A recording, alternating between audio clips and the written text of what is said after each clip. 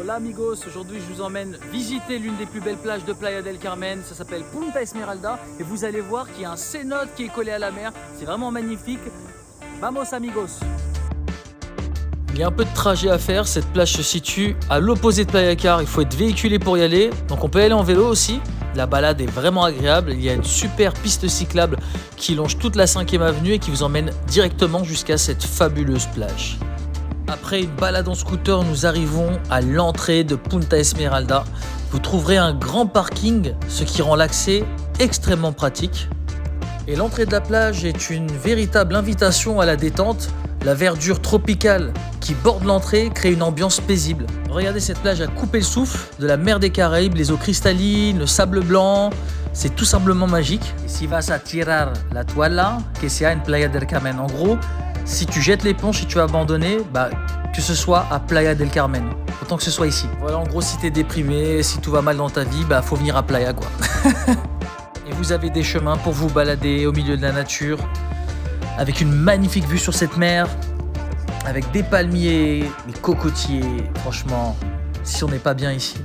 Vous verrez beaucoup de locaux, donc de Mexicains sur cette plage, contrairement à d'autres plages qui sont beaucoup plus touristiques.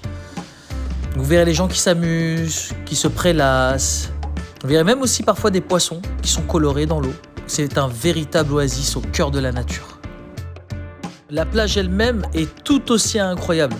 Vous pouvez vous promener le long du rivage, vous détendre sur le sable chaud, plonger dans les eaux turquoises à votre guise, avec la forêt tropicale juste derrière nous, la jungle. Par contre aujourd'hui, la mer elle est un petit peu agitée, donc il y a pas mal de vent. On n'a pas choisi le meilleur jour. Vous verrez toujours les palmiers, on peut s'y accrocher, comme un koala. Vraiment magnifique. En plus, c'est une plage où il n'y a pas beaucoup de monde. Donc si tu vas tôt le matin, il n'y a vraiment personne. Le week-end, il y a quand même beaucoup de monde, en revanche, parce que c'est le week-end, c'est le jour où les Mexicains se reposent. Vous verrez énormément de monde les week-ends. Mais en semaine, généralement, si vous venez le matin, la plage, elle est uniquement pour vous. Vous pouvez voir, il n'y a vraiment personne. Avec ce fabuleux paysage, cette jungle tropicale juste derrière.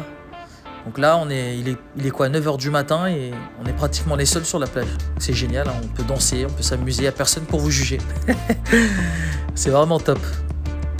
Donc ce qui est bien aussi, c'est qu'il y a un cénote qui est collé à la mer. Vu que la mer est beaucoup agitée aujourd'hui, avec les sargasses, les algues, l'eau est vraiment pas belle. Vous pouvez voir, c'est pratiquement noir, c'est marron, mais d'habitude, l'eau est bleu, vert, transparent, même blanc limite. Donc je reviendrai un autre jour pour vous montrer. Comme ça, vous pourrez voir la différence. Aujourd'hui, j'ai vraiment pas choisi le bon jour. Vous regardez comment l'eau est crade. Normalement, elle est transparente. Elle est vert turquoise. Et ce qui est bien aussi, c'est qu'il y a beaucoup de parasols qui sont à disposition pour les Mexicains, pour les touristes. C'est gratuit. Il y a aussi beaucoup de pancartes de sensibilisation par rapport à la nature, ne pas jeter les poubelles, ne pas laisser ses aliments, respecter les cénotes. Normalement, dans les cénotes, il ne faut pas rentrer avec de la crème solaire, éviter le shampoing, éviter tout ce qui mousse, etc. En résumé, Punta Esmeralda est un super endroit pour passer de bons moments entre amis ou en famille. Vous avez aussi la jungle.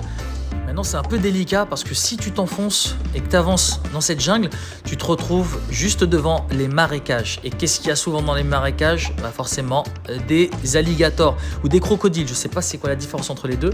En tout cas, ça craint un petit peu à ce niveau-là. Donc nous, on a pu avoir accès. J'ai pu descendre. Et normalement, tu as quelqu'un qui surveille. D'ailleurs, il était là, sauf qu'il était retourné.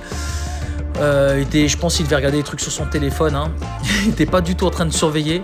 Donc on a pu s'avancer, etc. Jusqu'à que deux petits jeunes nous ont dit attention, ça craint là-bas, c'est dangereux. Donc forcément, on a dû revenir en arrière.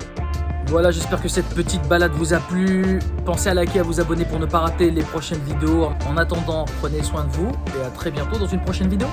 Ciao, ciao!